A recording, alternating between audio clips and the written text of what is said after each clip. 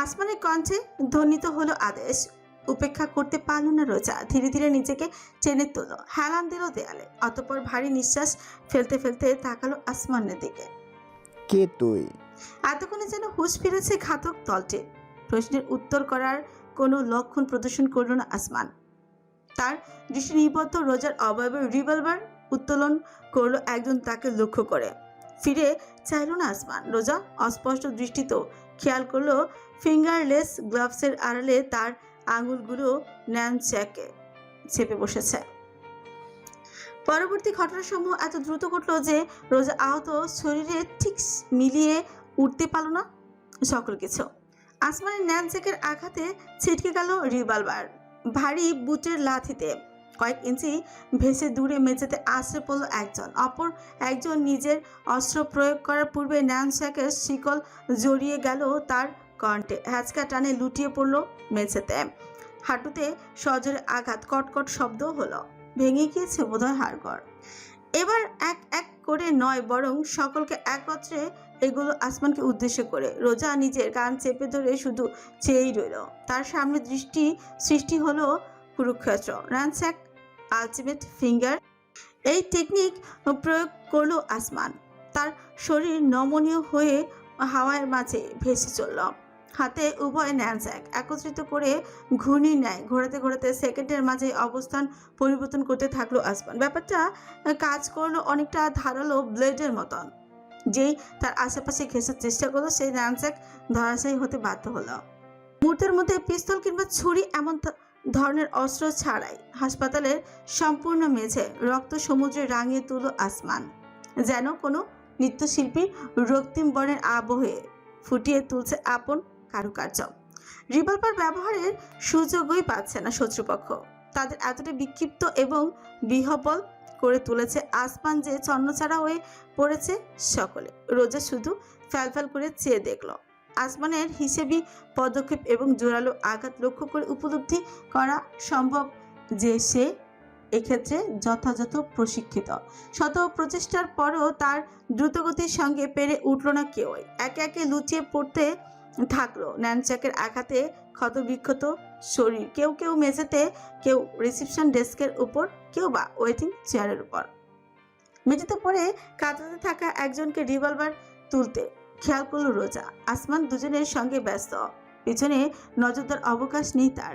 শরীর হেলিয়ে হাঁটুর ব্যবহার করে এগুলো রোজা। হাত বাঁধা থাকায় চিন্তা ভাবনা না করেই নিজের পা দিয়ে রোজা আঘাত করলো লোকটার মাথা বরাবর। মুহূর্তে নিষ্ক্রিয় হয়ে এলো তার শরীর, বন্ধ হয়ে এলো চোখের পাতা, ঝুলে পড়লো রিভলভারের উত্তোলিত হাত। আসমান পেছনে তাকে দৃশ্যটি খেয়াল করলো। তারপর একজন রিভলভার কেড়ে নিয়ে একে একে লুটিয়ে থাকা প্রত্যেকের কপাল লক্ষ্য করেই ছুটতে লাগলো এক একটি বুলেট। মৃত্যু নিশ্চিতকরণ। সাইলেন্সার যুক্ত থাকায় গুলির শব্দ হলোই না, শুধু ফিনকি দিয়ে ছুটল রক্তের বন্যা। বর্বর দৃশ্যটি উপলব্ধি করতে না পেরে শক্তভাবে চোখ বুজে থাকলো রোজা। দীর্ঘ সময় অতিবাহিত হওয়ার পর যখন রোজা চোখ মেলে তাকালো, তখন এতক্ষণ ধরে চলা তাণ্ডবলীলার পরবর্তী অবস্থা ভেসে তার সামনে। সম্পূর্ণ গ্রাউন্ড ফ্লোর যেন ঘূর্ণিঝড় বয়ে যাওয়া কোনো অভাগীয় স্থান। চেয়ার উল্টে পড়ে আছে, ডেস্ক তছনছ, দেয়ালে দেয়ালে রক্তচিহ্ন। মেঝের কথা আর বলার মতো প্রয়োজনই নেই। রক্তিম প্রবাহে ভাসমান প্রাণহীন নিথর দেহসমূহ যেন হিংস্র হায়নাদের দল আক্রমণ করে নিঃশেষ করে দিয়েছে গোটা একটি গ্রাম। নৃশংস দৃশ্যের দিকে বেশিক্ষণ তাকিয়ে থাকা যায় না, বুকটা কেমন ধরে আছে। এই বিভীষিকার একমাত্র কারিগর মেঝের মাঝখানে দাঁড়িয়ে হাঁপাচ্ছে। এই প্রথম আসমানকে কিছুটা ক্লান্ত হতে খেয়াল করলো রোজা। চুলে হাত চালিয়ে নিজেকে প্রশান্ত করার প্রচেষ্টায় লিপ্ত সে। তার হাতের রক্তস্নাত মরণাস্ত্র ন্যানচ্যাক দুটি বর্তমানে তার পায়ের কাছে গড়াগড়ি খাচ্ছে। নিঃশব্দ রইল রোজা। বুঝতে পারল না কিছু বলবে কি বা করবে কিনা। আসমান তার জীবন রক্ষা করেছে গোটা 7 প্রাণের বিনিময়ে। রোজা অনুধাবন করতে ব্যর্থ সে ঠিক স্বস্তিবোধ করবে নাকি বিষাদ অনুভব করবে। অবশেষে আসমানের দৃষ্টি আপতিত হলো রোজার উপর। এগিয়ে এলো সে বিনা কারণে। সুকুঞ্চিত হয়ে গেল রোজা। নিকটে পৌঁছে আসমান তীক্ষ্ণ দৃষ্টিতে তাকালো বরাবর তার চোখের দিকে। না চাইতেও রোজা শিউরে উঠল। আসমানের দৃষ্টি যেন তার অন্তর পর্যন্ত ভেদ করে যাচ্ছে। বাকরুদ্ধ হয়ে রোজা অপেক্ষা করলো আসমানের বক্তব্যের আশায়। কি বলতে পারে সে? আপনি ঠিক আছেন? বেশি ব্যথা লেগেছে? এসব বলবি নিশ্চয়ই। ব্যথা তো বেশ লেগেছে, এখনো ছিমছিম করছে শরীর। সত্যি জবাব দেবে কি রোজা? তার সমস্ত আশায় ভরসায় জল ঢেলে দিয়ে আসমানের কঠোর কণ্ঠস্বর ওষুধ হলো। আবার হুডি পরেছেন কেন? মূর্খের মতো আসমানের দিকে তাকিয়ে থাকলো রোজা। তার ঠোঁট ফাঁকা হলেও কিছু উচ্চারণ করা সম্ভব হলো না। আসমানের হুডি। রোজা আন্দাজ করেছিল হাসপাতালে তাকে কেবি গ্রুপের লোকেদের মোকাবেলা করতে হতে পারে, তাই সালোয়ার কামিজ পাল্টে আসমানের হুডি পরিধান করেছিল যেন চলাচলের সুবিধা হয়। স্থির দৃষ্টিতে আসমানের দিকে কয়েক মিনিট তাকিয়ে রইল রোজা। আসমানের অভিব্যক্তি দেখে মনে হচ্ছে না সে কৌতুক করছে। সে এবং কৌতুক দুই ভিন্ন মেরুর দুই বাসিন্দা। নিজের নিজের চাপড় দিতে ইচ্ছে করছে রোজার। কি ভেবেছিল সে? উপন্যাসের নায়কদের মতো আসমান তাকে ভালো মন্দ জিজ্ঞেস করবে, কিংবা প্রয়োজনে কোলেও তুলে নেবে? কোন দুঃখে কি ঠেকা পড়েছে আসমানের? রোজা কি সেই উপন্যাসের নায়িকা, কিংবা সৌন্দর্যের দেবী আফ্রোদিতি? তাই বলে এভাবে হুডির কথা জিজ্ঞেস করতে হবে? নায়িকা কিংবা দেবী না হলেও অন্তত একজন সাধারণ মানুষ তো সে। রোজা নিজেও বলতে পারবে না তার শরীরে কোন শক্তি ভর করলো। উভয় হাত বাঁধা থাকায় সে সামনে ঝুঁকলো। আসমান মাথা কাত করে তার প্রতিক্রিয়া লক্ষ্য করছিল। সুযোগ বুঝে রোজা সজোরে আসমানের কপালে নিজের কপালে ঠুকে দিল। উবু হয়ে বসে থাকায় আসমান ভারসাম্য হারিয়ে দপ করে পড়লো মেঝেতে। বাম হাত চেপে ধরলো নিজের কপাল।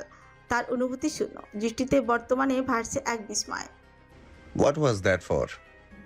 শুক্রিয়া করুন, হাত মুক্ত নেই, থাকলে জ্বর দিতাম। দাঁতে দাঁত পিষে উচ্চারণ করলো রোজা। তার খুব লক্ষ্য করে আসমান নিজের কপাল রোদে রোদে নিঃশব্দে চেয়ে রইল। এই মেয়ের মাঝে ভয় ডরের অনুভূতি উধাও হলো কবে?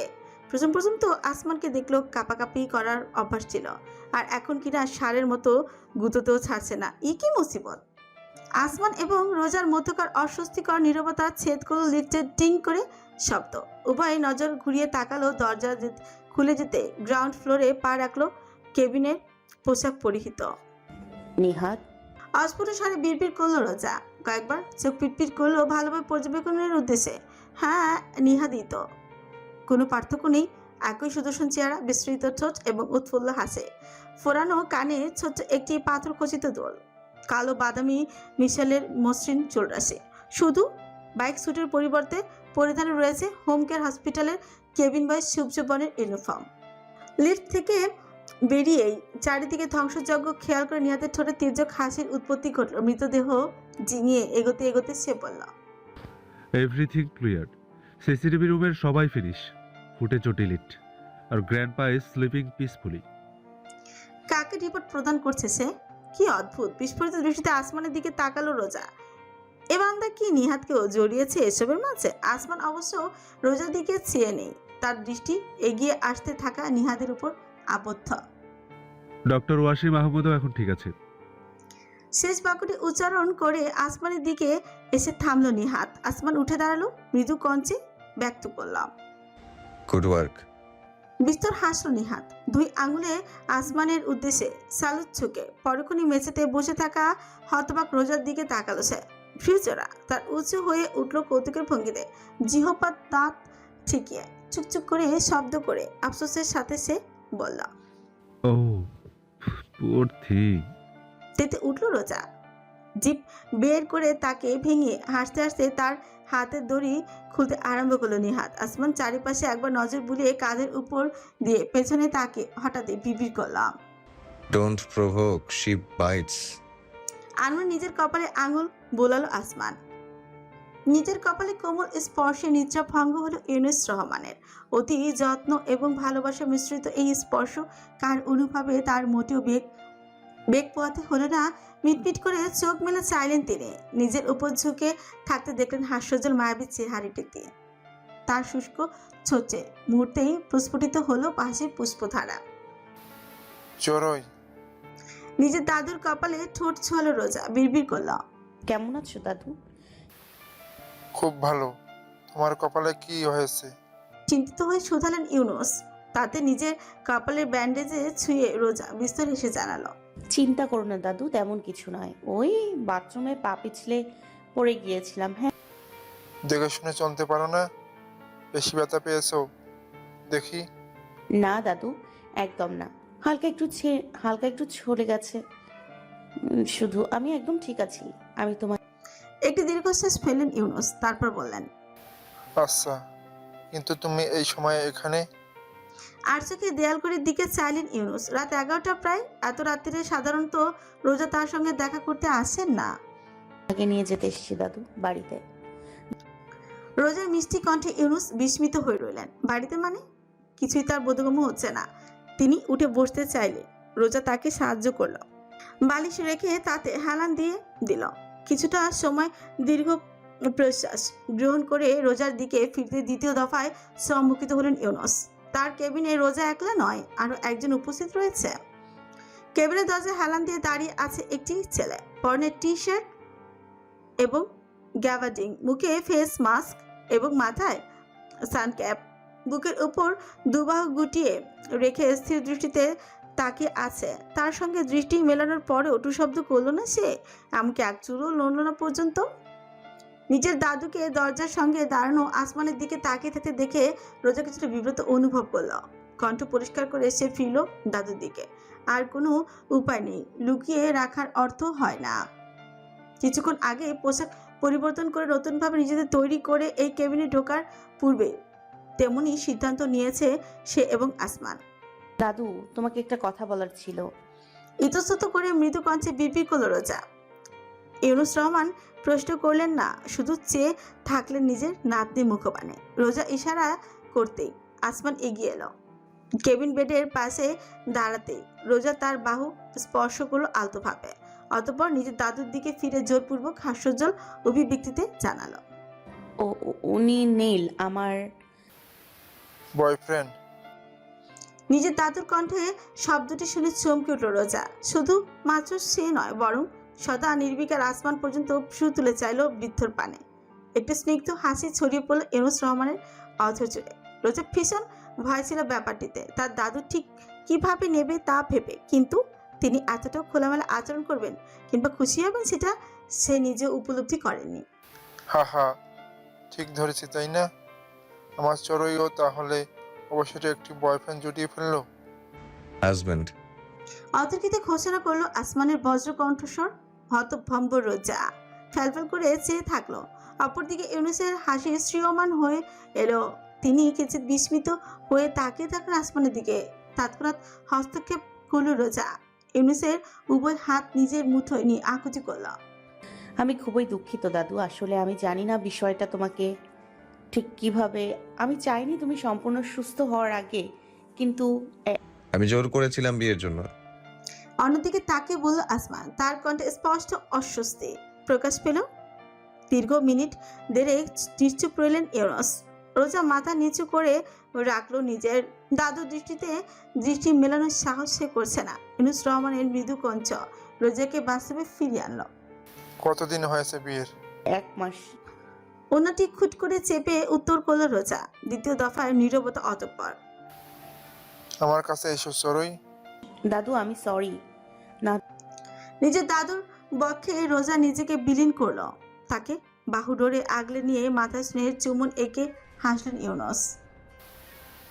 খোদা আমার প্রার্থনা কবুল করেছেন, আলহামদুলিল্লাহ। মাথা তুলে অশ্রুসিক্ত নয়নে দাদুর দিকে চাইল রোজা। তার আখি জোড়া বেয়ে গড়িয়ে নামা অশ্রুর ফোঁটা নিজের বৃদ্ধাঙ্গুলি ব্যবহার করে মুছে দিলেন ইউনুস। আমার চড়ুই জীবনে একটু সুখের দেখা পেয়েছে। আমার সকল শখ পূরণ হয়েছে। আর কিছু চাই না এই জীবনে। হয়তো এবার শান্তিতে খোদার কাছে ফিরে যেতে পারবো। দাদু প্লিজ, এমন কথা বলো না, আবার কষ্ট হয়। হেসে পুনরায় রোজাকে বুকে আগলে তার মাথা স্নেহের হাত বুলিয়ে দিলেন ইউনুস। তার বুকে মাথা নিজেকে প্রশান্ত করল রোজা। উষ্ণতায় পরিপূর্ণ হয়ে উঠেছে তার অন্তর। সে কল্পনাও করেনি যে ইউনুস রহমান তার বিয়ের বিষয়টা এত সহজভাবে নিতে পারবেন। হয়তো পরিস্থিতি তাকে তেমন প্রতিক্রিয়া করতে বাধ্য করেছে। তথাপি অদ্ভুত এক অপরাধবোধ হচ্ছে রোজা। দাদুকে এক মিথ্যা সম্পর্কের আশ্বাস প্রদান করতে হচ্ছে তাকে। কোনোদিন যদি মানুষটি তার লুকায়িত সকল রহস্য উদ্ঘাটন করে ফেলে, সেদিন কি আর মানুষটির সামনে মুখ তুলে দাঁড়াতে পারবে রোজা? আসমানের দিকে ফিরলেন ইউনুস। কাঁপা কাঁপা হাত বাড়াতেই আসমান সামনে মাথা ঝোঁকালো। তার ক্যাপের উপর হাত বুলিয়ে দিয়ে ইউনুস রহমান শুধালেন, তোমার পুরো নাম কি বাবা? নীলাদ্রি রেমান নীল। কি করো? ব্যবসা। কি ব্যবসা তা স্পষ্ট করলো না অবশ্য আসমান। ইউনুসও জিজ্ঞেস করলেন না। তার পূর্বেই রোজা হস্তক্ষেপ করল। দাদু, তুমি ওনার সাথে পরেও আলাপ করতে পারবে। এখন দেরি হয়ে যাচ্ছে, আমাদের বাড়িতে যেতে হবে। আমি তোমার সকল জিনিসপত্র তুমি ঘুম থেকে ওঠার আগেই গুছিয়ে নিয়েছি। চলো এখন। নতুন বাড়ি নিয়েছো বলতে কি তুমি এটাই বুঝেছিলে চড়ুই? আসমানকে ইঙ্গিত করে জিজ্ঞেস করলেন ইউনুস। তাতে রোজা কিঞ্চিত লজ্জাবোধ করে দৃষ্টি সরিয়ে নিল দ্রুত। বিষয় পরিবর্তনের উদ্দেশ্যে বলল, ডক্টর ওয়াসিমের সঙ্গে আমার কথা হয়েছে। তোমাকে বাসায় রেখে চিকিৎসা দেওয়া সম্ভব, শুধু থেরাপির জন্য হাসপাতালে নিতে হবে। নার্সও থাকবে তোমার সেবা করার জন্য। আমি থাকব। বহুদিন বাদে রোজার চেহারায় পরিপূর্ণতার এক হাসি দেখতে পেলেন ইউনুস। তাতে তার হৃদয় সিক্ত হয়ে উঠল, কিন্তু দৃষ্টি মাথা নাড়লেন তিনি। না না দাদু ভাই, আমি কিভাবে তোমার শ্বশুর বাড়িতে বোঝা হয়ে যাই? দাদু, কি বলছো তুমি? এমন বলো না, দোহাই লাগে তোমার। হাহাকার করে উঠল রোজা, কিন্তু ইউনুস রহমান মানতে নারাজ। তার নাতনি একা হলে একটা কথা ছিল, কিন্তু তার স্বামীর ঘরে, তার সংসারে নিজের উপস্থিতি তার কাছে অবাঞ্ছিত মনে হচ্ছে। নিজের ছেলের সংসারে টিকতে পারেনি তিনি, নাতনি জামাইয়ের সংসারে কি করে এই অসুস্থ শরীরে বোঝা হয়ে দাঁড়াবেন? আপনি যদি ভেবে থাকেন যে আপনি আমাদের জন্য বোঝা হয়ে দাঁড়াবেন, তাহলে আপনার জানা উচিত যে আপনি না গেলেই বরং আমাদের জন্য তা অধিক চিন্তার কারণ হবে। আসমানের অতর্কিত বক্তব্যে ঝট করে ঘুরে তাকালো রোজা। এই ছেলে কি পাগল হয়ে গেল? দাদুকে এসব বলছে কেন? মিস রহমানও দ্বিধান্বিত হয়ে পড়েছেন। বুকের উপর উভয় বাহু ভাঁজ করে আসমান নিজের বক্তব্য যুক্ত করল। আপনি হাসপাতালে থাকলে উনি সবসময় চিন্তা করেন আমাকে অসুখী দেখতে হয় তাকে। আমি তা চাই না। আমার মনে হয় না আপনার নাতনিকে সুখী করার জন্য এর চেয়ে ভালো কোনো উপায় আছে। আসমান একটি কথাও সত্যি বলেনি, জানা সত্ত্বেও রোজা অনুভব করলো তার হৃদস্পন্দন গতি পরিবর্তন করেছে। কেমন লয় তাল সহযোগ স্পন্দিত হচ্ছে। এক অদ্ভুত মাধুর্য অনুভূতি হচ্ছে অন্তরে। একটি ঝোঁক গিলে ছোট ঠোঁট চেপে রইল রোজা। অবাধ্য হৃদয়কে সান্ত্বনা দিতে চেষ্টা করলো। ইউনুস রহমান দীর্ঘ এক মুহূর্ত জুড়ে তাকিয়ে থাকেন আসমানের দিকে। এই ছেলে তার দেখা পুরুষ মানুষদের থেকে কিছুটা ভিন্ন। অন্য কেউ হলে হয়তো তাকে বলতো, আপনার নিজের বাড়ি মনে করেই থাকবেন, আমি আপনার সকল দায়িত্ব পালন করব। এই ধরনের মুখে মধু এবং অন্তরে বিষ মিশ্রিত কথাবার্তা। কিন্তু এই ছেলেটি তা করেনি। সে একবারও বলেও নি যে সে তার ভরণ পোষণের দায়িত্ব নেবে বা তার জন্য সবকিছু করবে, এমন কিছু। এই ছেলে তাকে তার স্ত্রীর সুখের জন্য অনুরোধ করছে। তার স্বার্থ রয়েছে, সে চায় তার স্ত্রী ভালো থাকুক। সেই প্রয়োজনে সে যে কোনো কিছু করতে প্রস্তুত। ব্যাপারটি তার সততার প্রকাশ ঘটাচ্ছে। কোনো ঘোরালো প্যাঁচালো বক্তব্য সে রাখেনি। অদ্ভুত এক রহস্যের অস্তিত্ব তিনি টের পাচ্ছেন, যার অবস্থান করছে এই ছেলের অবয়ব থেকে আরম্ভ করে অন্তর পর্যন্ত। ঠিক আছে দাদু। ইউনুস রহমান আস্তে করে জবাব দিতে রোজা তাকে জড়িয়ে ধরল শক্ত করে। মৃদু হাসলেন ইউনুস। যদিও এত রাতে হঠাৎ রোজা আর তার স্বামীর আগমন এবং তাকে এক্ষুনি নিয়ে যাওয়ার বায়নায় তিনি অবাক হয়েছেন, তবুও তার নাতনির প্রতি দৃঢ় আস্থা তাকে সকল প্রকার অশুভ চিন্তা থেকে বিরত থাকতে সাহায্য করল। দাদুকে বুকে আগলে রেখে দৃষ্টি ঘুরিয়ে আসমানের দিকে চাইল রোজা। তার সেই দৃষ্টিতে কৃতজ্ঞতা ছড়িয়ে পড়ল। আসমান অল্প একটু মাথা দুলিয়ে উঁচু হলো। মেঝে থেকে কিছুক্ষণ আগে রোজার গুছিয়ে রাখা ব্যাগ দুটো তুলে সে বলল, গ্যারেজে আসুন, আমি গাড়িতে অপেক্ষা করছি। এইটুকু বলে আসমান বেরিয়ে গেল। রোজা জানে ইউনুস রহমানকে পেছনে গ্যারেজের পথ দিয়ে নিয়ে যেতে হবে, যেন সামনের গ্রাউন্ড ফ্লোরে ধ্বংসযজ্ঞ তার চোখে না পড়ে।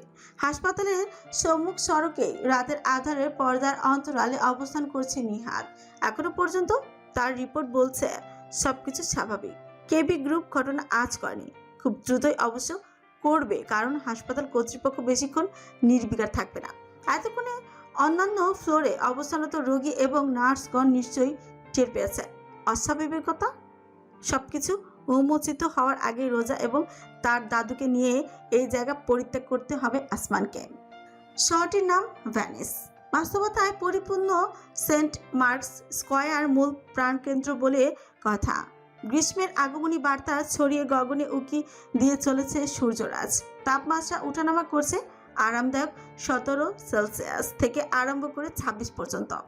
ইতালির উত্তর প্রান্তে অবস্থিত ভ্যানিস বিখ্যাত এর অভ্যন্তরীণ ক্যানেল যোগাযোগ ব্যবস্থা, ঐতিহাসিক স্থাপনা এবং অতুলনীয় প্রাকৃতিক সৌন্দর্যের জন্য। শহরের বুক ছেদ করে বয়ে গিয়েছে ইংরেজি এস অক্ষরাকৃতির ক্যানাল গ্রান্ডে বা গ্র্যান্ড ক্যানাল, যা সর্বদাই পালন করে শহরটির যাতায়াত ব্যবস্থার প্রধান ভূমিকা। 3.8 কিলোমিটার দৈর্ঘ্যের এই ওয়াটারওয়ে বেয়ে হরদম চলে নৌকা, মালবাহী জলবাহন থেকে আরম্ভ করে ঘুরতে আসা পর্যটকবাহী সব বাহন। এর উপরে অবস্থানরত বৃহৎ বৃষ্টিও পরিপূর্ণ থেকে সৌন্দর্য প্রেমী কিংবা কাজের উদ্দেশ্যে যাতায়াত মানুষের আনাগোনায়। তবে ভ্যানিসের কোনো এক প্রান্তে পাতাল কক্ষের ভেতরে শক্ত মেঝের উপর কাতরাতে থাকা ব্যক্তিটি এর অদ্বিতীয় সৌন্দর্য অবলোকনে ব্যর্থ। সমস্ত শরীর তার অবশ হয়ে আছে যন্ত্রণায়, থেকে থেকে থমকে পড়ছে হৃদস্পন্দন। দৃষ্টিশক্তি ঝাপসা হয়েছে আরও আগেই। রক্ত স্নাত শরীর ঘেমে নিয়ে একেবারে চটচটে হয়ে গিয়েছে। নড়লেই ক্ষতস্থানে ঘষা লেগে তীব্র ব্যথা ছড়িয়ে পড়ছে অঙ্গ প্রত্যঙ্গে। পোশাক পরিহিত বেশ কয়েকজন লোক আশেপাশে দাঁড়িয়ে আছে নির্বিকার ভঙ্গিতে, যেন মানুষ নয়, যান্ত্রিক রোবট। এমনি নিষ্ক্রিয়তার ছোঁয়া তাদের পাথর কঠিন চেহারা জুড়ে। পোশাকের বুকের ওপর শোভা পাচ্ছে ছোট্ট সিলভার বর্ণের পেঁচার মুখয়ব, একটি বিশেষ মোহর।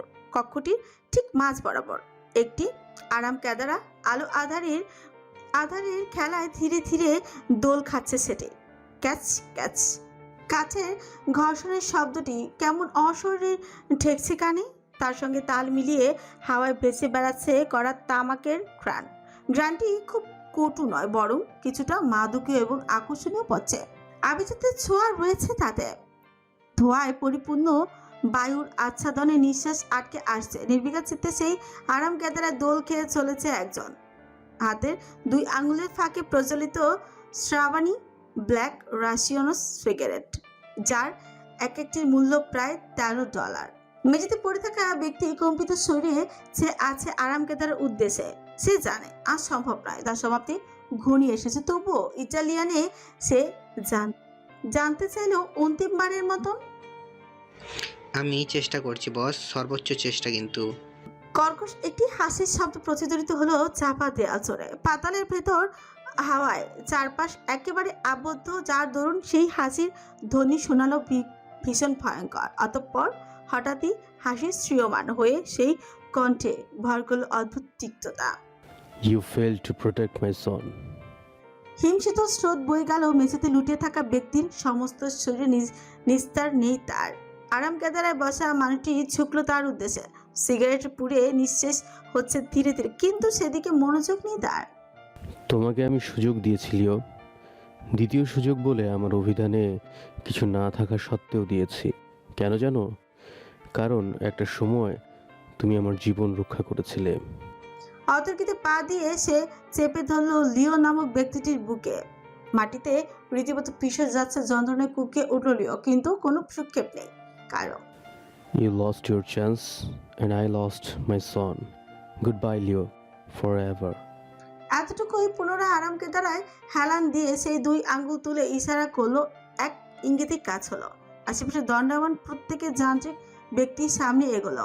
তাদের হাতে উত্তোলিত হলো রিভলভার। পরক্ষণেই মুহুর্মুহু বুলেট প্রতিধ্বনিত হলো। প্রকম্পিত হয়ে উঠল সমগ্র পাতাল কক্ষ। তার সঙ্গত দিল মৃত্যু আর্তনাদ। কেদারায় দুলতে দুলতে ঠোঁটে সিগারেট পুড়ে তৃপ্তি ভরে সেই ধ্বনি শ্রবণ করে গেল মানুষটি। তার বিপর্যস্ত হৃদয় একটি চালের দানার সমতুল্য তৃপ্তি লাভ করেছে। লিওর মৃতদেহ বলতে কিছু অবশিষ্ট রইল না, ঝাঁঝরা হয়ে গিয়েছে তা ঝাঁঝরির ন্যায়। দুজন লোক সেটি টেনে নিয়ে নিতে আরম্ভ করলো। অপরদিকে চোখ বুজে দুলতে দুলতে বায়ুতে দামি সিগারেটের ধোঁয়া ছাড়তে থাকলো সে। পরক্ষণে মৃদু কণ্ঠে জিজ্ঞেস করলো, any news from Bangladesh? No sir, আমাদের ঠাস। উচ্চারণও করতে পারল না লোকটি। তার কপাল ফুচো হয়ে গেল, ধাতব পুলেছে। মেঝেতে আছড়ে পড়ল নিথর শরীরটি। উপস্থিত অন্য সকলে নির্বিকার ভঙ্গিতে কয়েক সেকেন্ড আগে জীবিত থাকা তাদের সঙ্গীকে টেনে নিয়ে যেতে থাকলো।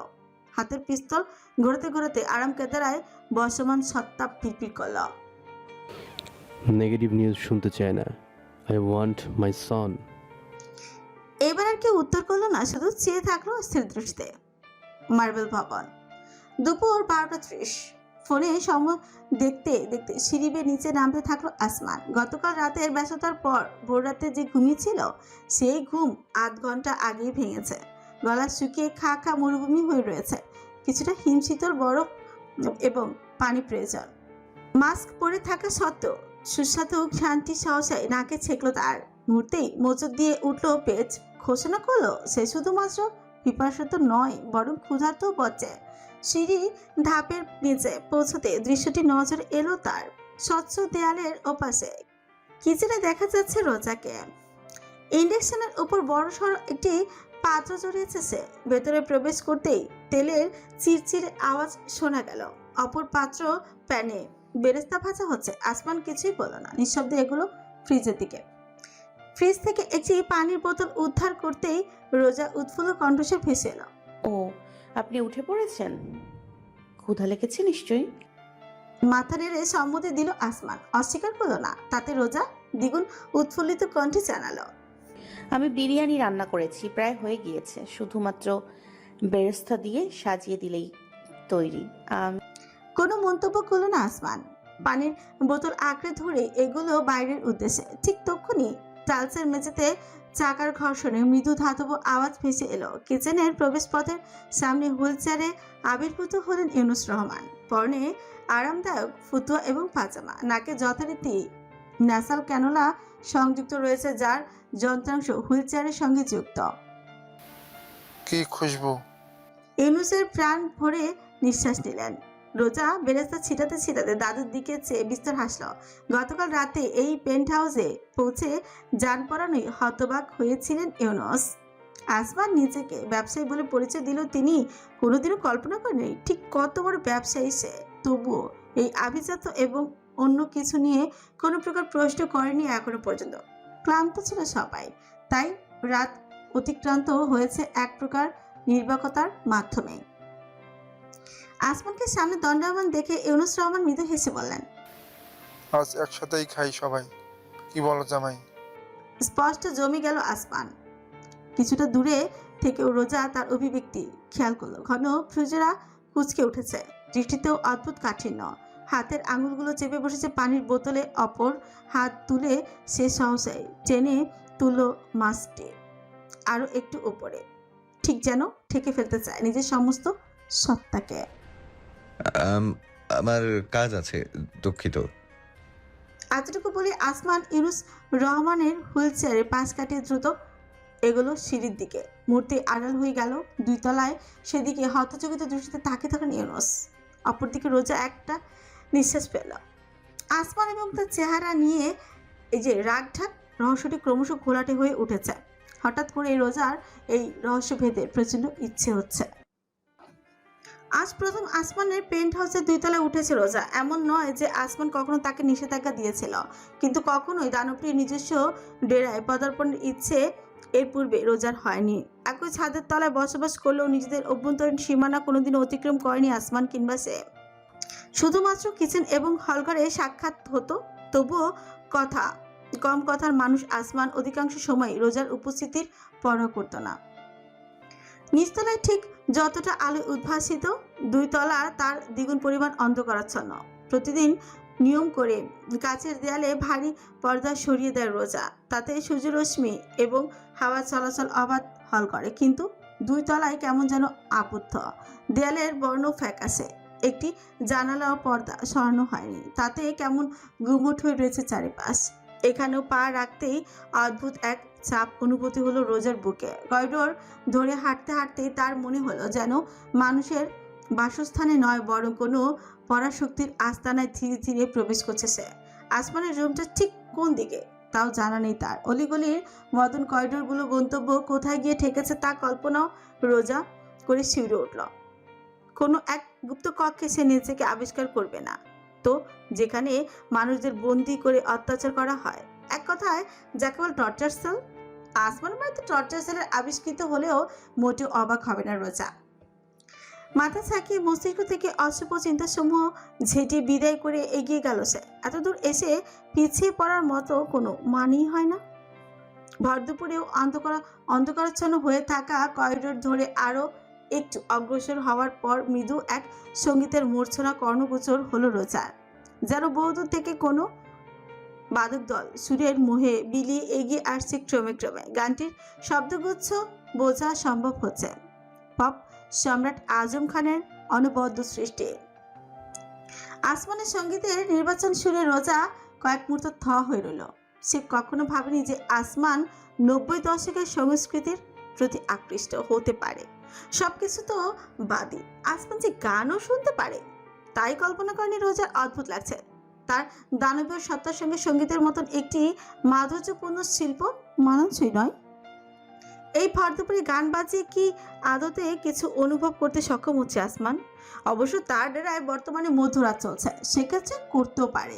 একটি নিঃশ্বাস ফেলে রোজা চুপচাপ অনুমানের উপর ভর করে এগোলো। সঙ্গীতের সুর যেখানে থেকে ভেসে আসছে সেদিকে কিছুক্ষণ পরেই নিজেকে সুবিশাল এক কক্ষে আবিষ্কার করলো সে। রুমটি রোজার কোনো ফুটবল খেলার ময়দান ব্যতীত ভিন্ন কিছু মনেই হলো না। এতটাই দৈর্ঘ্য প্রস্থের অধিকারী তা। তবে সজ্জিত পরিপাটি আসবাব ঘোষণা করে দিল যে এটি একটি মানুষের বসবাসযোগ্য স্থান। কক্ষটির বাম দিকে দেয়াল ঘেঁষে রয়েছে বিছানা। ইন্টেরিয়রের সঙ্গে মিল রেখে সাদা কালো বেডশিট কভারে আবৃত তা। কিছুটা পাশে দেয়াল জুড়ে অগণিত তাক। সেসব তাক জুড়ে রয়েছে দেশি বিদেশি বিভিন্ন ধরনের গ্রন্থের সংগ্রহ। প্রচণ্ড আকর্ষণ অনুভব করে সঙ্গে নিয়ে আসা ট্রেখানা সোফা সেটের সামনে রাখা ছোট্ট টি টেবিলে রেখে রোজা এগিয়ে গেল বইয়ের সাম্রাজ্যের পানে। মুগ্ধ নয়নে সে হাত বোলাতে থাকলো একের পর এক বইয়ের মলার জুড়ে। বঙ্কিমচন্দ্র থেকে আরম্ভ করে জন কিটস কিংবা গ্রিতা মোপাসা, কোনো সাহিত্যিকের লেখনীর অভাব নেই এখানে। ইটালিয়ান, আরবি, জাপানিজ এমন সব ভাষার বইও রয়েছে যা রোজা অজ্ঞাত। বইয়ের তাক বাদেও ক্লোজেট রয়েছে, তার পাশে ট্রিপল মনিটরের ডেস্কটপ সেট।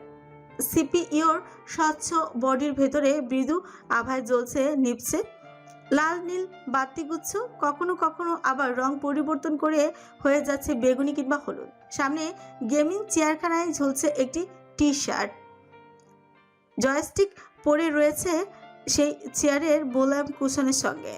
বিছানার পাশের দেয়ালটি সম্পূর্ণ মিরর গ্লাসে তৈরি, ধূসর পর্দায় ঘেরা শুধুমাত্র একটুখানি ফাঁক, যার ভেতর দিয়ে ভেতরে দিবাকর উকি দিতে সক্ষম হচ্ছে। উল্টো দিকে একটি স্লাইডিং ডোর, খুব সম্ভবত বাথরুম কিংবা টেরেসে যাওয়ার রাস্তা। রুমটিতে আরও কিছু জিনিস রয়েছে, তবে রোজার সম্পূর্ণ মনোযোগ ধরে রাখলো বই ভর্তি তাকগুলোই। 2 আঙুলে ছিঁড়ে ছিঁড়ে সে দেখতে থাকলো। মাঝখানের বিভিন্ন তাকে বই বাদেও রয়েছে ছোট ছোট বিদেশি ফুলের চারা সম্বলিত উদ্ভিদ কিংবা সৌন্দর্যবর্ধক একুরিয়াম, যাতে তীর তীর করে সাঁতার কেটে চলেছে একজোড়া গোল্ডফিশ। তবে একটি মাত্র জিনিস রোজার নজর কাড়ল, ঠিক মাঝ বরাবর তাকে, অর্থাৎ ওপর নিচ বাম কিংবা ডান যে দিক থেকেই হিসেব করা হোক না কেন, একদম কোণে মধ্যখানে পড়বে এমন তাকটিতে একটি পুতুল রাখা। কবজিতে থেকে কোণে পর্যন্ত দৈর্ঘ্যের সমান উচ্চতর একটি চিজি পেয়ার, কালো পশমে আবৃত, মখমলি শরীরে যুক্ত রয়েছে জাগর জাগর নীলসে চোখ, যেন এক বুক অনুভূতি নিয়ে তাকিয়ে আছে। বাচ্চাদের খেলনা হিসেবে লাল, গোলাপি, হলুদ, সাদা এমনকি সবুজ বর্ণের টেডিও রোজা দেখেছে, কিন্তু কালো রংটাকে অশুভ হিসেবে গণ্য করা হয়। এই বর্ণের পুতুল বিনা কারণেই অস্বস্তিদায়ক হতে পারে। টেডি বিয়ারটিকে দেখে মনে হচ্ছে যেন শিকারী প্রাণীর মতন তাকিয়ে নীরবে পরিদর্শন করছে কিছু। ব্ল্যাক প্যান্থার, হ্যাঁ, কিছুটা ওই প্রাণীর প্রতিচ্ছবি লক্ষ্য করা যাচ্ছে এই টেডি বিয়ারের মাঝে। অমুক এক আকর্ষণে রোজা পুতুলটি ছুঁয়ে দিল, নিজের হাতে নিয়ে আঙুল বোলালো মসৃণ রসম শরীরে। ছক করে মৃদু একটা শব্দ, কিছুটা চমকে উঠে ঘুরে তাকালো রোজা। রুমের দরজার সামনেই দাঁড়িয়ে আছে আসমান। পাশের টেবিলে একটি পানির বোতল রেখেছে, তারই শব্দ হয়েছে। বর্তমানে সে একদৃষ্টিতে তাকিয়ে আছে রোজার দিকে। না চাইতো আসমানের সর্বাঙ্গ অবলোকনে বাধ্য হলো রোজা। হাতাবিহীন গেঞ্জি এবং 3/4 প্যান্ট পরে, ঘাড়ে ঝুলছে একটি সাদা তোয়ালে। বাহু এবং পায়ের হাঁটুর নিচ অংশ উন্মুক্ত থাকায় নজরে পড়ছে তার অস্বাভাবিক ধরনের শুভ্রতা। সেই শুভ্রতার মাঝে চিকচিক করছে ঘামের ফোঁটা। কপালে লেপটানো সিক্ত চুল এবং শারীরিক কাঠামোতে আটসাট হয়ে থাকা বস্ত্র ঘোষণা করে দিচ্ছে শরীরচর্চা করছিল সে। আসমানের অপর হাতে একটি ছোট্ট ব্লুটুথ ডিভাইস যা সঙ্গীতের ধ্বনি ছড়িয়ে দিয়েছিল, সেটিও টেবিলে রেখে আসমান ফিরল রোজার দিকে। 1 সেকেন্ড, 2 সেকেন্ড, 3 সেকেন্ডের মাথায় আসমান রীতিমতো তরঙ্গের গতিতে পৌঁছালো রোজার কাছে। এক ঝটকায় তার হাত থেকে কেড়ে নিল টেডি বিয়ারটি। আসমানের গাঢ় কাজল কালো নয়নে রোজা বিতৃষ্ণা খেয়াল করলো, তার সঙ্গে চরম এক ক্রোধ। এই ক্রোধটি কিসের জন্য? বিনা অনুমতি তার কক্ষে প্রবেশের জন্য, নাকি তার জিনিস স্পর্শের জন্য? রোজা বলতে পারল না। এর আগে আসমানের বাম হাত সহসাই চেপে ধরল তার কণ্ঠ। দেয়ালের সাথে তাকে সজনে ধাক্কা খেলো রোজা। থপাথপ করে ফ্লোরে আছড়ে পড়ল কয়েকটি পয়। আসমানের এমন আচরণে রোজা পুরোই হতবিহ্বল হয়ে পড়েছে। তার দৃষ্টি দেখে মনে হচ্ছে আসমান নিজেও নিজের মাঝে নেই, যেন কোনো অশরীর ভর করেছে তার উপর। নিঃশ্বাস নেয়া ক্রমিক কঠিন হয়ে পড়েছে রোজার জন্য। 2 হাতে আসমানের হাত আঁকড়ে ধরে সে নিজেকে মুক্ত করতে চাইল, উচ্চারণ করতে চাইল, আরো শক্ত হয়ে চেপে বসেছে আসমানের হাত। সম্পূর্ণ নিঃশেষ করে দিতে চাইছে সে রোজাকে। ফ্রিকুচকে বহু কষ্টে রোজা রীতিমতো ধমকে সুরে বলে উঠল, আসমান। সহসা থমকে গেল আসমান। তার নয়ন মাঝের কৃষ্ণ গহ্বর বিলীন হয়ে তাতে ভর করলো কিছু বিস্ময়। ছেড়ে দিল সে রোজাকে, তাকে গায়ে হেলান দিয়ে কাশতে থাকলো রোজা। অপরদিকে দূরে সরে গেল আসমান, তার ডান হাতে শক্তভাবে চেপে ধরে রেখেছে টেডি বিয়ারটি। অবিশ্বাস্য দৃষ্টিতে আসমানের দিকে তাকালো রোজা। ভারী নিঃশ্বাস ফেলছে সে। শরীর এখনো অক্সিজেনের চাহিদা পুষিয়ে উঠতে পারেনি। চোখ মেলে আপাতমস্তক রোজাকে একবার পর্যবেক্ষণ করলো আসমান। তার দৃষ্টি থামলো রোজার গলার ধীরে ধীরে ফুটে উঠতে থাকা লালচে বর্ণের আঙুলের চিহ্নের দিকে। তৎক্ষণাৎ দৃষ্টি সরিয়ে উল্টো দিকে ঘুরে গেল সে। টেডি বিয়ারটি নিজের বুকে তুলে ধরে রাখলো। তার এমন অদ্ভুত আচরণে রোজা রীতিমতো বুঝতেই পারছে না কি বলবে কিংবা কি করবে। আসমানকে হঠাৎ করে বড্ড ভয় পাচ্ছে সে। দীর্ঘ একটি মুহূর্ত নীরবতার মাঝেই কাটলো। ঠিক নীরবতা বলা উচিত নয় অবশ্য, কারণ ব্লুটুথ স্পিকার থেমে নেই। মূর্ছনায় সে মাথার করে তুলছে সমগ্র পরিবেশ। রোজা চোখ বুজে দীর্ঘ প্রশ্বাস গ্রহণ করে নিজেকে শান্ত করল, তারপর বলল, আমি দুঃখিত বিনা অনুমতিতে আপনার রুমে আসার জন্য। আসমান তখন পিছনে ঘুরে দাঁড়িয়ে আছে, সামান্যতম নড়ল না সে। রোজা মেঝেতে পড়ে থাকা বইগুলো সাবধানে তুলে সালাম করে তাকে গুছিয়ে রাখতে রাখতেই জানালো, আপনার খাবার নিয়ে এসেছি। যেভাবে হন্তদন্ত হয়ে চলে আসলেন। এবারে কোনো উত্তর করলো না আসমান। রোজা আর চোখে দেখলো টেডি বিয়ারটির দিকে চেয়ে আছে সে। অদ্ভুত এক বন্ধন রয়েছে তার এবং এই পুতুলটির মাঝে। অনুধাবনে বেগ পেতে হলো না রোজাকে। হয়তো সেই কারণেই রোজা সেটি স্পর্শ করায় অমন প্রতিক্রিয়া করেছিল। আমি যাচ্ছি, আপনি খেয়ে নেবেন। দ্রুত উচ্চারণ করে রোজা চলে যেতে উদ্যতী হচ্ছিল, কিন্তু সেই রুমের বাইরে পা রাখার আগে আসমানি কণ্ঠস্বর ধ্বনিত হলো, দাঁড়ান। টমকে গেল রোজা, মাথা কাত করে চাইল পেছনে। আসমান তার দিকে ফিরে ইশারায় সোফায় বসতে বলল। একটি যোগ গিলে আজ্ঞা পালন করলো রোজা। আরামদায়ক গদির সোফায় বসে আসমানের কর্মকাণ্ড দেখতে লাগলো। প্রথমেই তাকের কাছে ফিরে গিয়ে চেজিবিয়াচি নির্দিষ্ট জায়গায় রেখে দিল সে। তারপর উঁচু ঘুরে গেল কক্ষের অনুপ্রান্তে। এখানে যে একটি মিনি ফ্রিজ রয়েছে তা প্রথমে খেয়াল করেনি রোজা, কিন্তু তাহলে আসমান নিচে কেন গেল পানি আনতে? পানি শেষ হয়ে গিয়েছিল বলে হবে হয়তো। মিনি ফ্রিজ খুলে ভেতর থেকে একটা আইস প্যাক বের করলো আসমান। তারপর ফিরে এলো রোজার কাছে। আলতো করে জিনিসটা ছুঁয়ে দিল সে তার গলায়। রোজার একটি হাতে তর্জনী ছুঁয়ে তুলে সেটি আইস প্যাকে ছেঁকিয়ে নিজের হাত সরিয়ে নিল। ফ্যালফ্যাল করে তার দিকে চেয়ে থাকলো রোজা। কিছু না বলেই রোজার বিপরীতে সোফায় বসলো সে। হেলান দিয়ে এক পাশের কাচের দেয়ালের দিকে তাকিয়ে থাকলো এক দৃষ্টিতে। এই ছেলে কি সরি বলতে চাইছে, বাঁচছে নাকি?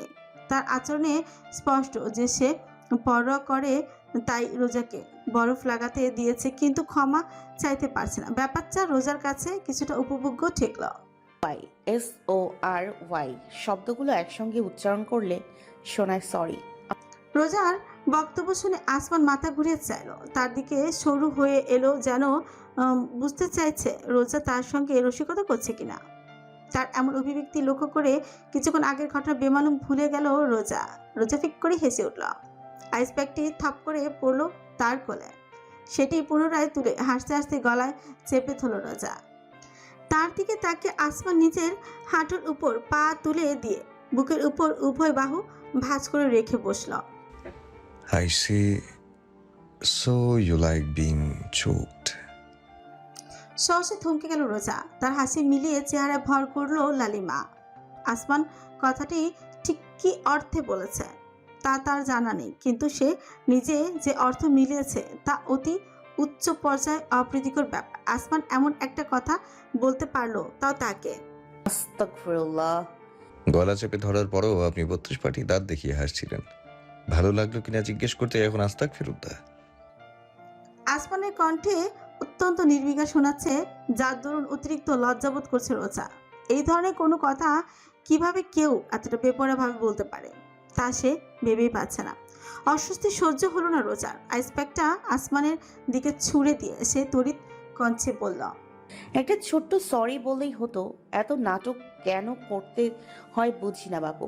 পুতুলটা শুধু ধরেছি, খেয়ে তো ফেলেনি। এক হাতে আইস প্যাকটা ক্যাচ ধরে মুছো পাকে আসমান বিড়বিড় করল, আর কখনো ধরবেন না। কেন? ওটাতে কি আপনার প্রাণ ভোমরা বসবাস করে, রূপকথার গল্পের ডাইনি রাক্ষসদের মতন? স্বভাবতই এই প্রশ্নের জবাব আসমান করল না। তার দৃষ্টি পুনরায় এক অশুভ ছায়ায় আচ্ছাদিত হয়ে পড়ল। আপনার সাথে একটু রসিকতাও করা যায় না দেখছি। একটি দীর্ঘশ্বাস ফেলে বিড়বিড় করলো রোজা। তাতে আসমান তার দিকে চেয়ে প্রশ্ন ছুড়ল, আমি কি কমেডিয়ান যে আমার সঙ্গে রসিকতা করবেন?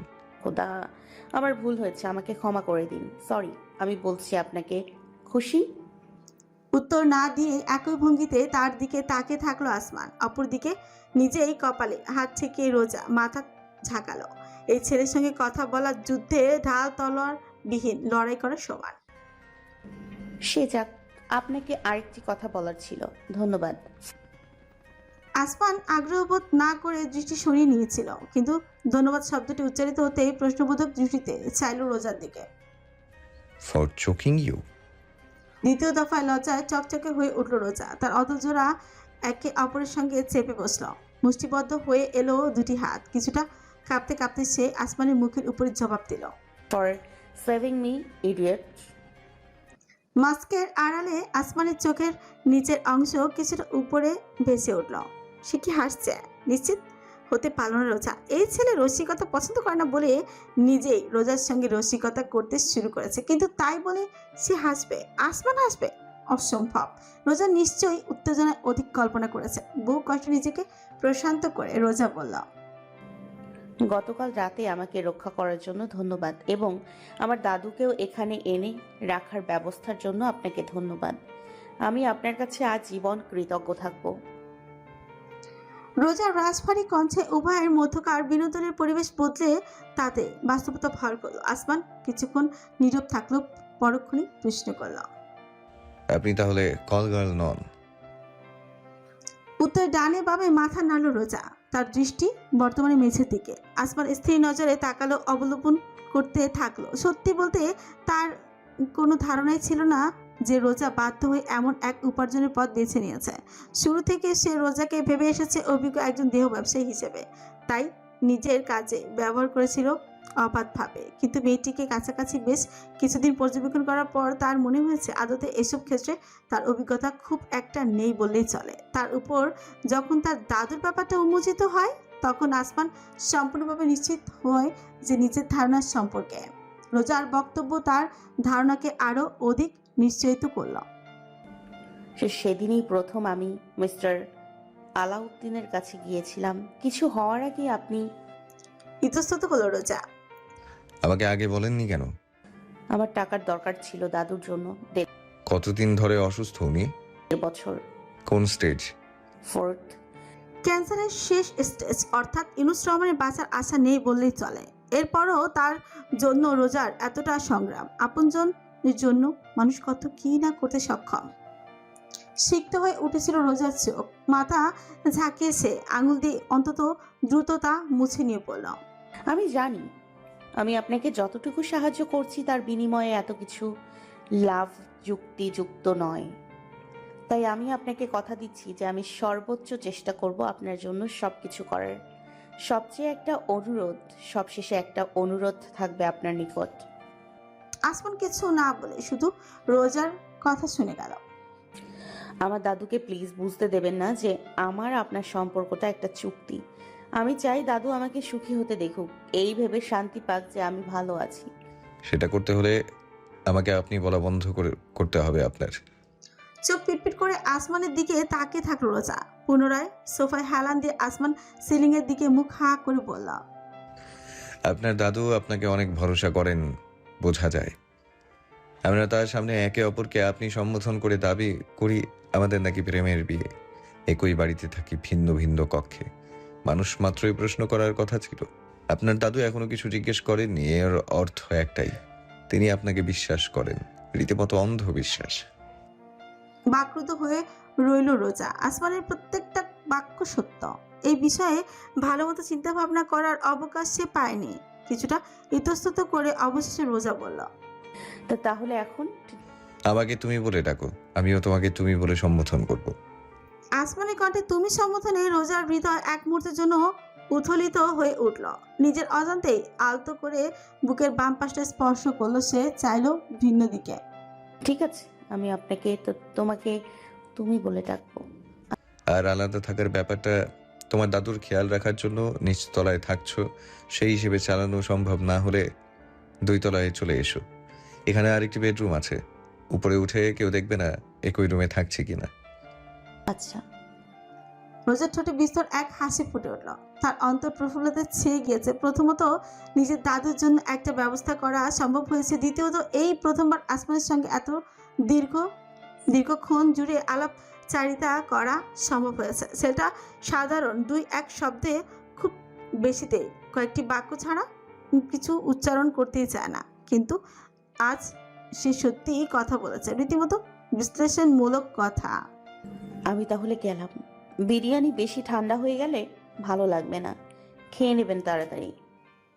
আসমান সে উঁচু করে চাইতে রোজা দ্রুত নিজেকে শুধরে নিল। খেয়ে নিও তাড়াতাড়ি। একটি শিরশির অনুভূতিতে শরীর খেলে যেতেই রোজা পা বাড়লো বেরোনোর উদ্দেশ্যে, কিন্তু দরজার সামনে থমকে গেল। ফিরে চাইলো আসমান তখনও সোফায় চুপচি করে বসে রয়েছে। একটি হাত ঝুলিয়ে বুলিয়ে যাচ্ছে নিজের কিছুটা এলোমেলো হয়ে থাকা চুলের গুচ্ছে। একটা কথা জিজ্ঞেস করব আপনাকে, মানে তোমাকে। আসমানের মাথা কাত করে তাকালো, দৃষ্টিতে প্রশ্ন ঝুলছে। রোজা চোখ কামড়ে অতঃপর জিজ্ঞেস করলাম, তুমি সবসময় মাস্ক পরে থাকো কেন? আসমানকে শান্তই দেখালো। আস্তে করে মাথা সে ঘুরিয়ে নিল। রোজা ভাবলো সে জবাব দেবে না, তাই কক্ষের বাইরে পা রাখলেও যাওয়ার উদ্দেশ্যে। কলঙ্ক ঢাকতে। আসমানের কণ্ঠ কর্ণগোচর হলো রোজার, তবুও সে থামলো না, বাইরে চলেই গেল। পেছনে ফিরেও আর তাকালো না। সোজা হেঁটে চললো করিডোর ধরে, যান্ত্রিক রোবটের মতন। তার কানে বাজতে থাকলো একটি মতো শব্দ, কলঙ্ক। একবার নয়, বারংবার। হোম কেয়ার হাসপাতালের গ্রাউন্ড ফ্লোরে দাঁড়িয়ে আছেন বাদশা কায়সার। নিশ্চল তার অবয়ব, শঙ্কিত তার অভিব্যক্তি। ফর্মাল প্যান্টে উভয়ে হাত ঢুকিয়ে রেখেছেন যেন আশেপাশে দাঁড়ানো তার লোকেরা কিছুতেই তার অভ্যন্তরীণ কম্পন টের না পায়। নিজের দৃষ্টির সম্মুখের দৃশ্য তিনি কিছুতে বিশ্বাস করে উঠতে পারছেন না, যেন কোনো অ্যাকশন সিনেমার স্টেজ প্লট তার সামনে সাজিয়ে রাখা হয়েছে। লন্ডভন্ড চারিপাশ দেয়াল থেকে শুরু করে মেঝে পর্যন্ত রক্তের নদী শুকিয়ে খা খা মরুভূমির মতন খটখটে হয়ে রয়েছে। তার মাঝে বিক্ষিপ্তভাবে ছড়িয়ে ছিটিয়ে রয়েছে গোটা 10 মৃতদেহ। সিসিটিভি রুম এবং গাড়ি থেকে উদ্ধার করা দেহগুলো এখানে এনে রাখা হয়েছে। জায়গাটি বর্তমানে হাসপাতাল নয়, বরং রায়ের বাজার বদ্ধভূমি বলে মনে হচ্ছে। কে এই নারকীয় তাণ্ডবের স্রষ্টা? একটিমাত্র নামই বারংবার ঘুরে ফিরে আসছে বাদশা কায়সারের হৃদয় জুড়ে। আজকের পর আর কোনো প্রকার সন্দেহের অবকাশ নেই। ফিরে এসেছে সে, ফিরে এসেছে আসমান। স্যার, আকাশের কণ্ঠস্বরে সম্বিত ফিরল বাদশা কায়সারের। আতঙ্কের দুনিয়া থেকে বাস্তবে ফিরে চেয়ে থাকলেন। ধূসর বর্ণের স্যুট পরিহিত অবস্থায় দাঁড়িয়ে থাকা আকাশের দিকে। কেউই জীবিত নেই। সিসিটিভি ফুটেজ ডিলিট করা হয়েছে, যন্ত্রাংশ নষ্ট হয়ে আছে। খুন করতে যে হাতিয়ার ব্যবহার করেছে তাও সঙ্গে করে নিয়ে গিয়েছে। কোনো ফিঙ্গারপ্রিন্ট পাওয়া যায়নি। মেয়েটির দাদুকেও নিয়ে যাওয়া হয়েছে। এক কথায় অতি সূক্ষ্ম কাজ, বিন্দুমাত্র ভুলের অবকাশ নেই কোথাও। সমস্ত সূত্র প্রমাণ উধাও, জীবিত নেই কোনো প্রত্যক্ষদর্শী। বাদশা কায়সার আনমনে বিড়বিড় করলেন। আকাশ সম্মতি জানিয়ে বলল, জি স্যার, কাজের টেকনিকে মিল পাচ্ছেন নিশ্চয়ই। এতটা সূক্ষ্মভাবে মিশন শুধুমাত্র একজনের পক্ষে সম্পূর্ণ করা সম্ভব ছিল। আসমান, উচ্চারণ করলো বাচ্চা। তার চেহারা ছেয়ে গেল বর্ষণের আগ মুহূর্তে অদ্ভুত ঘন কালো মেঘপুঞ্জে। আকাশ শুধু তাকিয়ে থাকলো। কিছুই আর বলার কিংবা বোঝার মতন অবশিষ্ট নেই কারোই। 20 মিনিটের মাথায় হোম কেয়ার হাসপাতাল থেকে নিজের মার্সিডিজ বেঞ্চে করে বেরিয়ে পড়লেন বাদশা কায়সার। তার পাশের সিটি আকাশ কোলের উপর একটি আইপ্যাড নিয়ে একদম নিষ্পলক নিশ্চুপ হয়ে বসে আছে সে। অদ্ভুত এক গুমট পরিবেশের সৃষ্টি হয়েছে গাড়ির ভেতর। বাচ্চা নিজেও যথেষ্ট দ্বিধান্বিত হয়ে আছেন। গাড়ির জানালা দিয়ে বাইরে শহর পানে চেয়ে ললাটে আঙুল ছেঁকে তিনি ভাবতে থাকলেন সব কিছুই তার কাছে বর্তমানে স্পষ্ট। আলাউদ্দিন, নাবিল এবং পরবর্তীতে সঞ্চয় হিসাব বরাবর মিলে যাচ্ছে।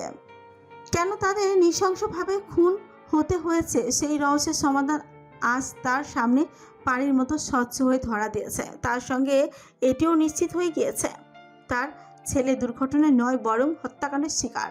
অত্যন্ত সুপরিকল্পিত এবং যন্ত্রণাময় এক হত্যা। পিতা হিসেবে সন্তানের অবস্থার কথা চিন্তা করে তার অঙ্গ প্রত্যঙ্গ জুড়ে হিমশীত শিহরণ খেলে যাচ্ছে। না, আর কাউকে এমন পরিণতি বরণ করতে দেয়া যাবে না। বেশ দীর্ঘ মুহূর্ত পার হলো নীরবে। আকাশ এবং বাদশা উভয় বর্তমানে বিশ্বাস করে উঠতে বেগপথে হচ্ছে। গাড়ি যখন আলিশান ধানমন্ডি সড়কে পৌঁছালো তখন মুখ খুললেন বাদশা। দূর দিগন্তে চেয়ে তিনি আদেশ প্রদান করলেন, call a meeting. I want everyone present. আমাদের এক্সপার্ট টিমকে খবর দাও। Hit team, cyber team, surveillance team, association, প্রত্যেককে স্ট্রিক্ট অর্ডার দাও। যে কোনো মূল্যে আসমানের অবস্থান লকেট করতে হবে। শিকারী আক্রমণ করার আগেই আমাদের আক্রমণ করতে হবে, না হলে এই লড়াই জেতা অসম্ভব। নিঃশব্দতা শুনে গেল আকাশ। সদা শান্ত তার হৃদয় মাঝেও আজ কালবৈশাখীর ঘূর্ণিঝড় উঠেছে। তোলপাড় ঘটিয়ে দিচ্ছে দ্বিততন্ত্রের প্রবাহ। হৃদ তীরে আসছে পড়ছে আতঙ্কের জোয়ার। এতগুলো ক্ষমতাবান মানুষের রাতের ঘুম হারাম করতে একটি মাত্র মানুষের নামই যথেষ্ট। ওহো, মানুষ তো নয়, কিলিং মেশিন। মার্বেল ভবন, সন্ধ্যে 6:30।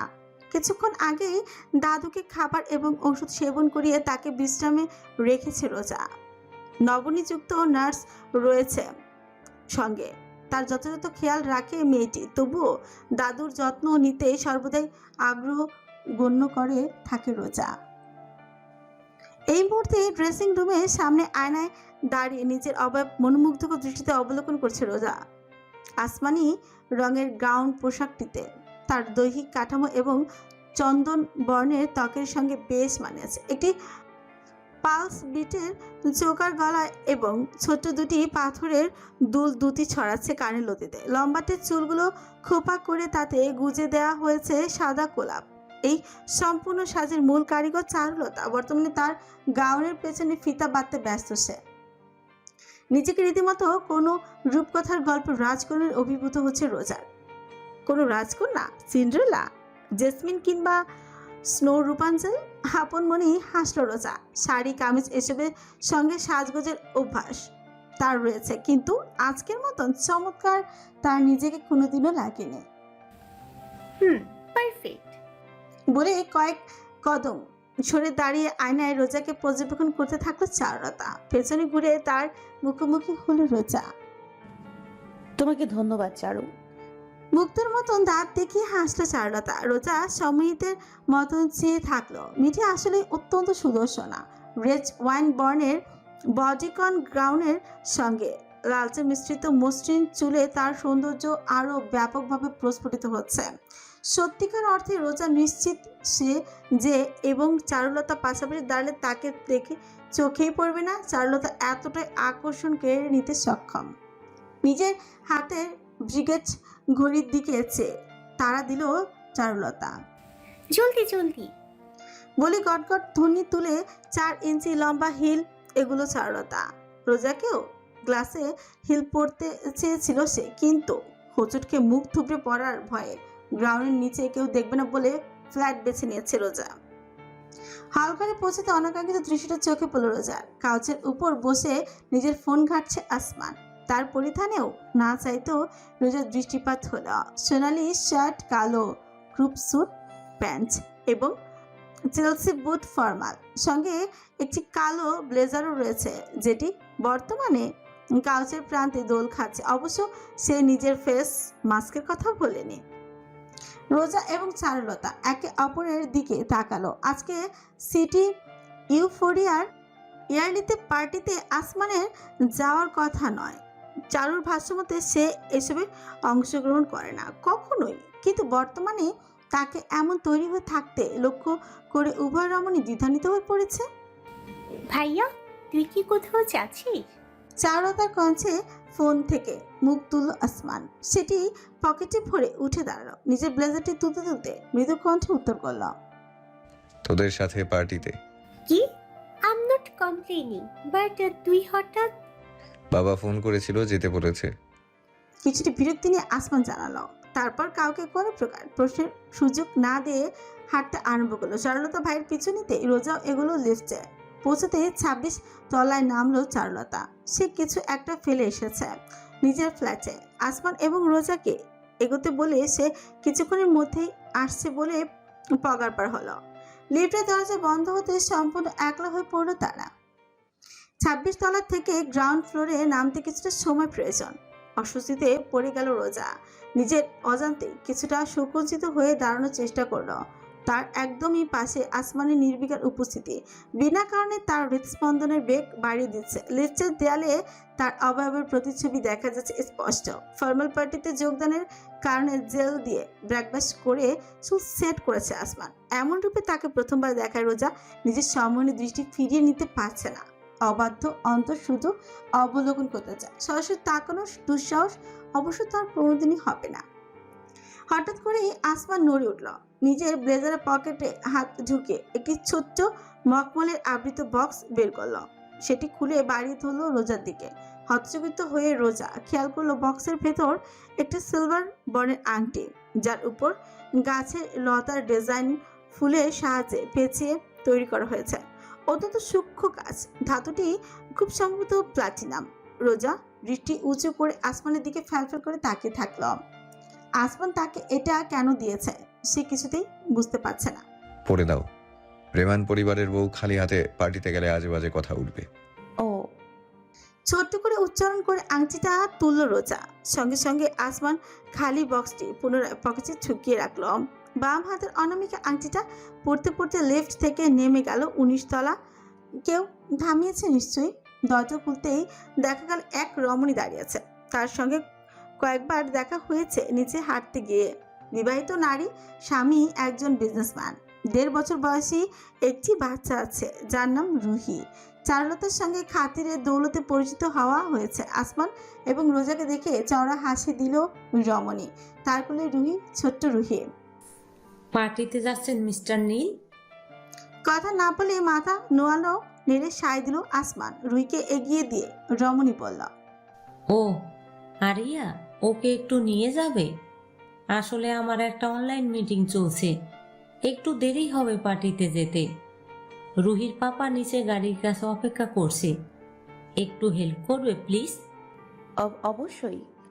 বলেই রুহিকে কোলে নিয়ে রোজা। রমণী নিজের সন্তানকে চুমু খেয়ে বিড়বিড় করল, বাই মামুনি, have fun with papa, I will be there soon. আসমান লিফটের বোতাম চাপায়, দরজা বন্ধ হলো। পুনরায় লিফট নামতে শুরু করলো। রোজা রুহির দিকে মনোযোগ দিল। সত্যিকার অর্থে বাচ্চাদের সঙ্গে সে মোটেও অভ্যস্ত হতে পারে না, বুঝতে পারে না কিভাবে আচরণ করবে। কোনো বাচ্চাকে কোলে নেওয়া থেকে সর্বদা বিরত থাকে সে। নিলেই কাঁদতে শুরু করে। রুহির ক্ষেত্রে ব্যতিক্রম ঘটল না। লিফট 15 তলায় পৌঁছে রীতিমতো পুতুলের মতন দেখতে মেয়েটার চেহারা বিকৃত হয়ে এলো। কান্নার দমক উঠল সহসায়।